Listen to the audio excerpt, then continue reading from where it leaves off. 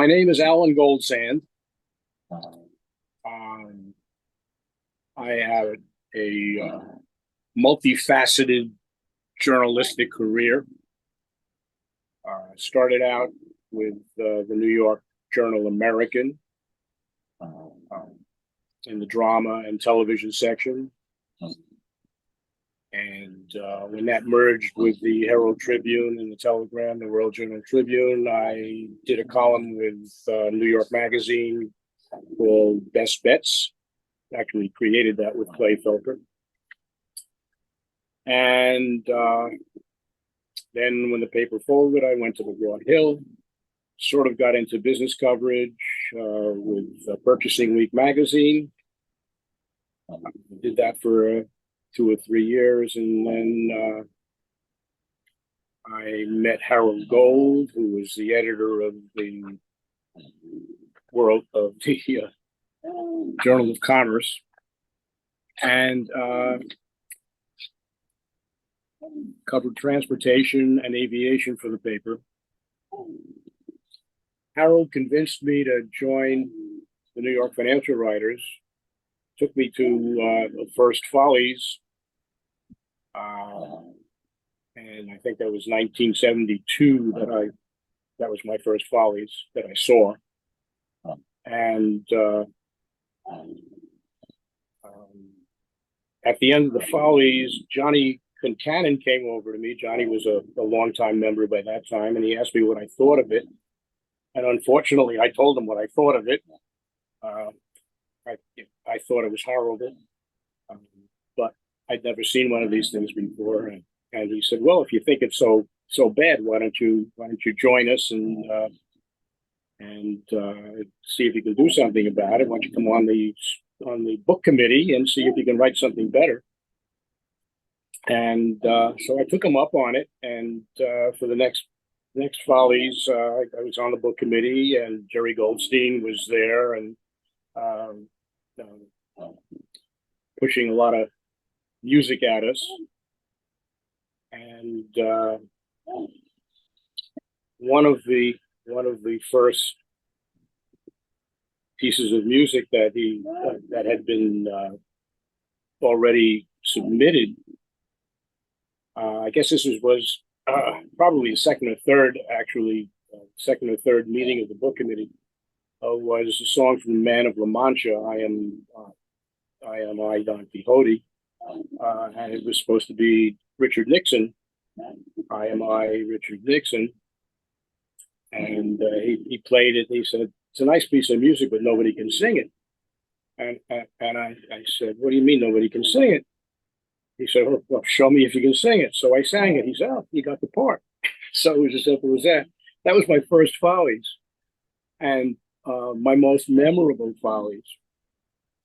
And I guess I'm getting right into it here, but what I remember about that was the costume was a suit of armor, and it took so long for me to get into the suit of armor that I missed my cue, and the audience was waiting, and the orchestra was going, it was vamping, and I got up there and I said, "Sorry, I'm late, but it took so long to get into the suit of armor," and the audience laughed, and I got my first laugh, and then I sang the song.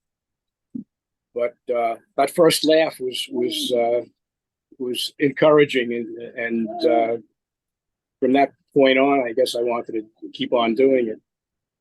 Music background starts when I was about 9 years old, and parents went shopping one day and left home, and I started exploring my dad's closet, and up on the top shelf there was a violin, and I took it down and opened the case, sat on the floor, and started to take it apart.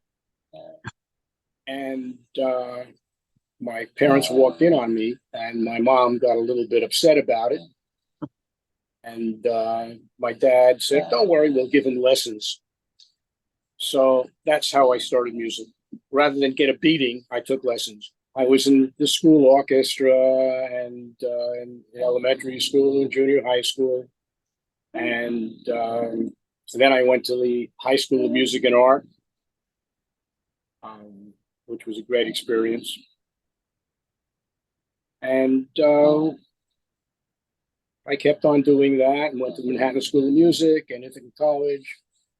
Got drafted into the Army, ended up in the artillery, and in a surveyor's squad. And one day, I'll skip the particulars of that, but one day I got ordered into the band because the personnel people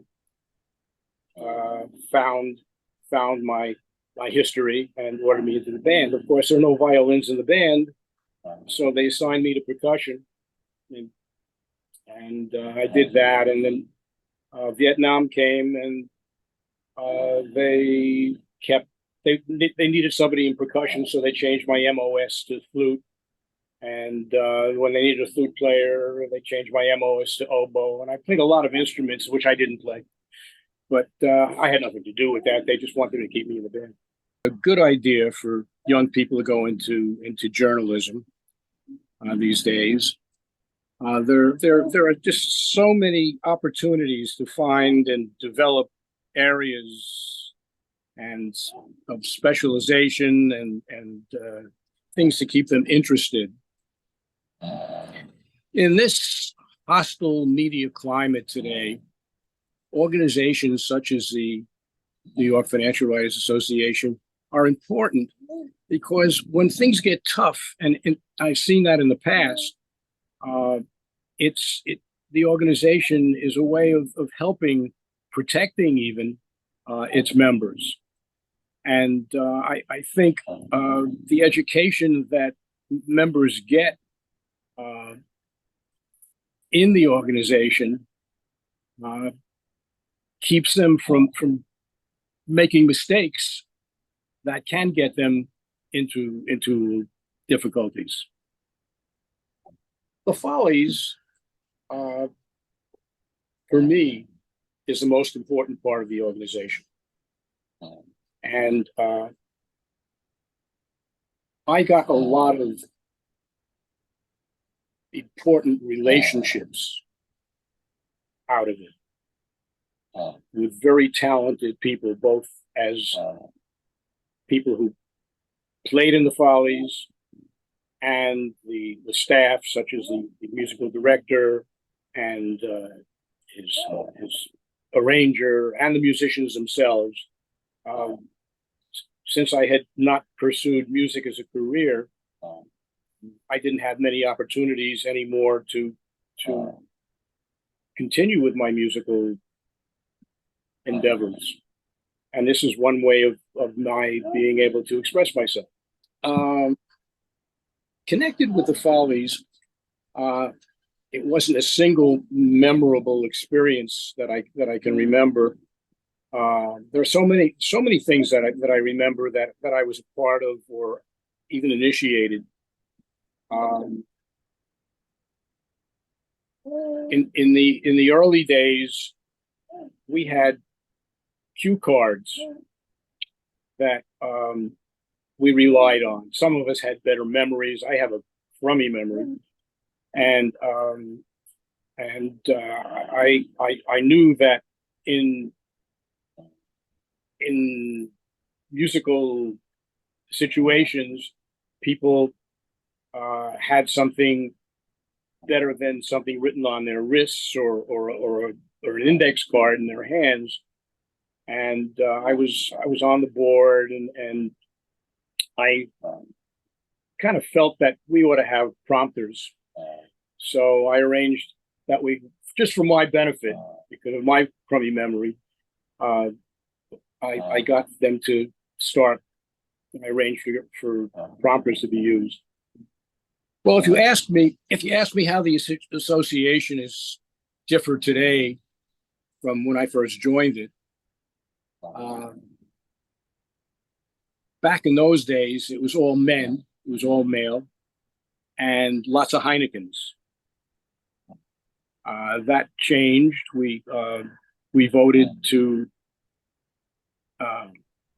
add women to the cast, to the association, not just the cast, to the organization. We voted to have women in the association over very little objection, I might say. Also, the association was only financial writers in print when I first joined. And then television and radio were added over some objection. I remember at one board meeting, why do we want them? And we got people like Myron Candell, who became a very important member of the association. There was controversy about women being in the association, not at the board level. And I was on the board at the time, and but there were members. There were members in the association who, why do we want to have members, women? And but when it came to the board, we felt that women should be added to the association. I don't think there was an actual vote among the membership. I think that was a board decision. The profession of journalism, business journalism, journalism general, has changed a lot. I think the first thing is technology. Technology has caused a lot of things to change. Also, there's more media, more markets, more subject matter, more esoterica. It's not as uncomplicated as it used to be. I think it's a good thing because it offers more opportunities for people depending on their individual likes, dislikes, talents.